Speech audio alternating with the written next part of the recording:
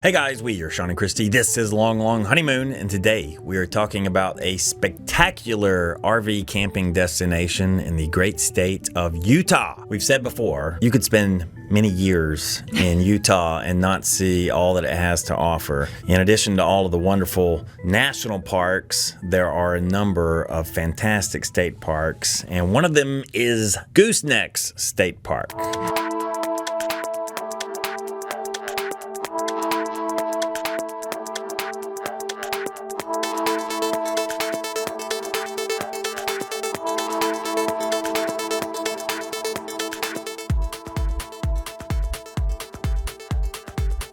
I talked to a couple of native Utah residents about goosenecks, and some people said, "What? Where? Never heard of it." You may not have heard of it. We had not heard of it, but thanks to a helpful tip from our campground host up near Moab, we are here today. Goosenecks is located about a 2-hour drive south of Moab, and I guess you would say it's kind of a destination park in that there's no major metropolis around goosenecks, shall we say. In this video, we're going to give you 5 tips if you're going to visit Goosenecks State Park. Roughly 5 tips. Yeah, we may throw in a few extra.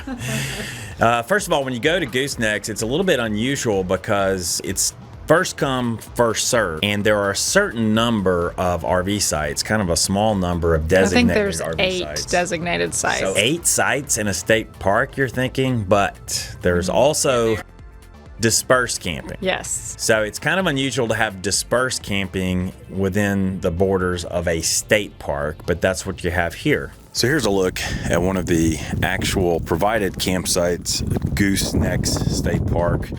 There are 8 such sites, and frankly, they're not a whole lot different from the dispersed camping that's around the rim. So the designated campsites basically have a picnic table and I think a fire ring. Right. So that's what you're getting in those designated spots. You're also closer to the entrance. If you're going during a busier time of year, then those 8 sites are going to get snatched up probably pretty early in the day. Mm-hmm. But when you pull into the park, just cut to your left and keep on going around the rim of the canyon, I guess you'd call it, and you're going to find places where you can disperse camp. So basically the beauty of Goosenecks is you sit roughly 1,000 feet above the canyon that is carved by the San Juan River. It's a pretty spectacular site, and it's just a super curvy canyon that's pretty unusual, and I guess they say it looks like a gooseneck.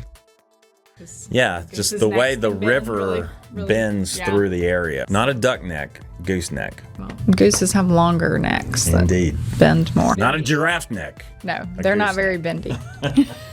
Tip number 2, you got to keep in mind that it is located in a pretty remote rural area, and you're not going to get a lot of cell phone coverage out there. You're basically 2 hours south of Moab, and you're about 30 minutes north of Monument Valley, Arizona. So you are really in the middle of nowhere. In fact, it's a designated dark sky park because there is basically no light pollution there. And so the stargazing is pretty incredible. So if you're a night photographer, plan for that. With regard to the no cellular service, you need to keep in mind what you might do in case of emergency, because we have heard of people going on a hike, for example, and let's just say spraining their ankle or breaking their foot. Yeah. And, suddenly they need to get to a hospital. Tip number 3, do not break your foot while you're at Goosenecks because you'll be in for a very painful journey. Yeah. We are here in early November, and we're dealing with some pretty harsh conditions. I'm not gonna lie. This has been the windiest campsite we have ever experienced. Last night, the Airstream was rocking, and not for the reasons that I would prefer. How you making it back here? It's windy. It is windy. The whole camper is shaking. Here at Goosenecks State Park, I would say these are the most extreme winds we have ever experienced when camping. Yeah. It's hard to really explain because you can't really do video of wind. However, you can see the effects of wind. For example, look how the boat is rocking. All that vibration is just coming from our trailer shaking because we're parked right on the edge of this canyon, shall we say.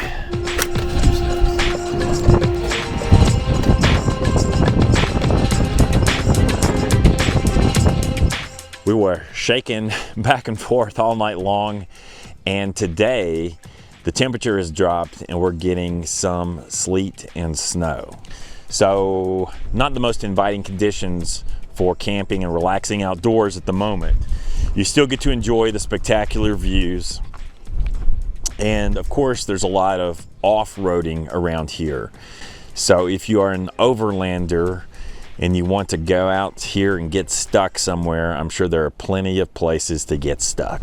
Yeah, and I really think it's not really a place where there's, if they have true designated hiking trails per se, but it's more about the views because it's kind of wide open. I mean, I guess you could hike down into a canyon here or there, but you're really there to sit and hang out and look at the view. Yeah, hiking out of the canyon will be the real I mean, challenge. it's 1,000 feet down. I don't even think you could attempt it. The true tip number 3 is to prepare for the weather. In Utah, you can get extremes of both heat and cold, and we were getting the latter when we were at Goosenecks. It was freezing cold. It felt like a lunar landscape, Yes. and part of it's due to the wind that whips across that canyon. We had crazy winds when we were there. I mean, like literally to the point where our camper was like shaking. Little unnerving, but so, we stayed hitched. That was probably a smart move. We weren't right on the edge of the canyon. We were still pretty close, but Yeah, and you'll see that a lot of these dispersed camping areas, they do have a little bit of a turnout because so many people have used them, and they will often have a makeshift fire pit. But we didn't even bother attempting it was to build so a campfire windy. It that would have been night. impossible. And it was just so miserably cold outside that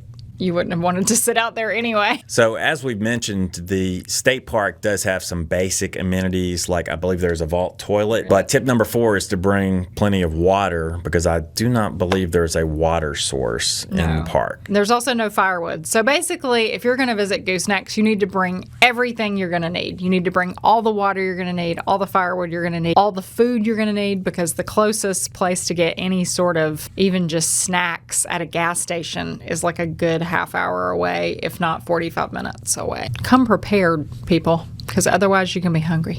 And tip number 5 is also bring your camera, Yeah. which I know these days is a cell phone for many of us. But if you're into flying a drone, there are certain months of the year where you can fly your drone in Goosenecks. And then for some reason, other months, they don't want you flying your drone. But it's a wonderful place for drone videography and photography. If you're in that sort of southeast portion of Utah, I highly recommend you stop and at least spend a night there. It's definitely worth it. You'll enjoy the views. It's beautiful. And then, of course, when you drive south from there, you'll drive into the iconic Monument Valley area of Arizona. Excuse me. We're looking for Monument Valley. Can you help us out? How rude. And this brings us to our special bonus tip, Forrest Gump Hill. Greetings from Forrest Gump Hill. Yes, this is literally called Forrest Gump Hill because it was the scene of a very famous moment in the movie Forrest Gump.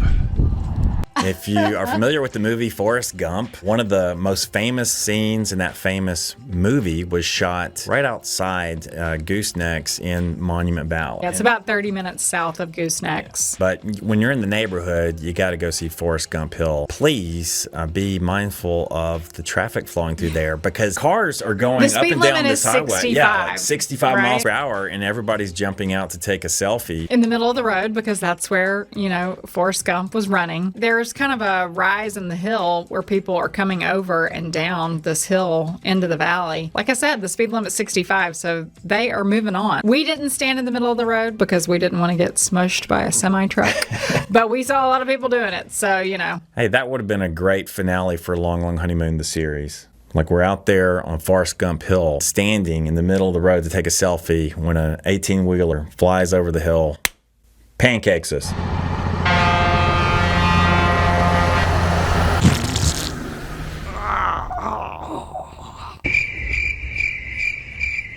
This video is taking a very strange turn. How your brain works sometimes, I'm not even sure. Moving on, thus concludes yet another episode of Long, Long Honeymoon.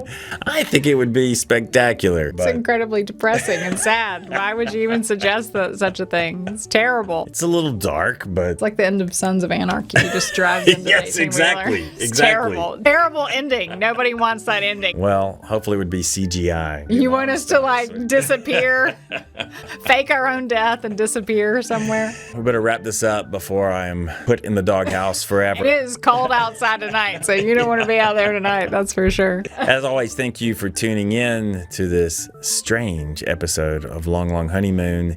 If you are familiar with the state of Utah and you have another spectacular camping location you want to recommend to Long, Long Honeymoon, It's not post a national park, like somewhere that's more off the beaten path. Yes. A state park or dispersed camping area, because we know all the national parks there are amazing. And we know all of you Utah residents hang on to these best locations yourself. Mexican Hat, Utah is the town that Goosenecks is in. That's right. And there's actually a rock called Mexican Hat Rock that is not far from the state park that you can stop and look at and wonder if it really looks like a Mexican hat, but you know.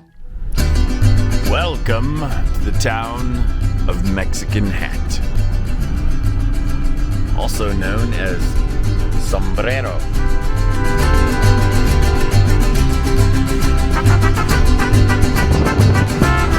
Just a thought. It's a little catchier name than Mexican Hat. Well, Mexican Hat is cute. It's a cute little name. All right, we'll see you next time, guys. Thanks for tuning in. What do we say here in Long, Long Honeymoon? We say Lola. Lo, lo, ho. Mexican Hat boat launch.